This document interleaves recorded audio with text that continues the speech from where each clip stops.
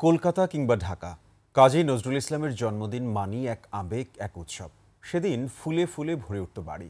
কবি নিজেও এদিন থাকতেন খোশ মেজাজে। ১২৬তম জন্ম জয়ন্তীতে একুশে টেলিভিশনের সাথে সেই সব স্মৃতি তুলে ধরেন কবির নাতনি মিষ্টি কাজী। বলেন, নতুন প্রজন্ম যেন তাকে ভুলে না যায়, সেজন্য নজরুল চর্চা বাড়ানো উচিত। বিস্তারিত মফিউর রহমানের রিপোর্টে। ওয়ালটন আবারও মিলিনিয়ার অফারে ওয়ালটন ফ্রিজ কিনে আপনিও হয়ে যেতে পারেন মিলিয়নিয়ার।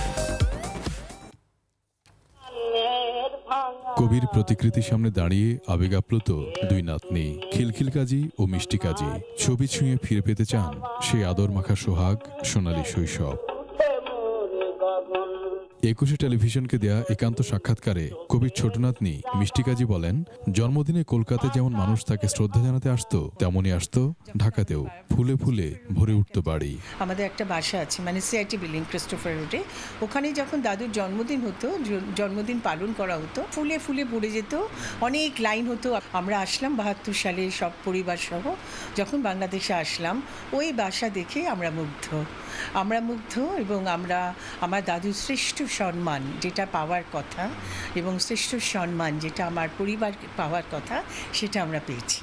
নতুন প্রজন্মের মন থেকে যেন নজরুল হারিয়ে না যায়, সেজন্য চর্চা বাড়ানোর কথাও বলেন তিনি। আমাদের জেনারেশন শেষ হয়ে যাচ্ছে, আমাদের ছেলেমেয়েরা বা নিউ জেনারেশন যারা আসছে, দাদুর কবিতা যেগুলো একটু মডার্ন ঠিক থাকবে, একটু মডার্নাইজ করে গানগুলো, একটু কবিতা যদি হয়, তাহলে কিন্তু এই জেনারেশন জানতে পারবে। নজরুল কোনো জাতি বা সম্প্রদায়ের কবি নন, তিনি সবার, সকল মানুষের। আবারও স্মরণ করিয়ে দেন কবির এই নাতনি।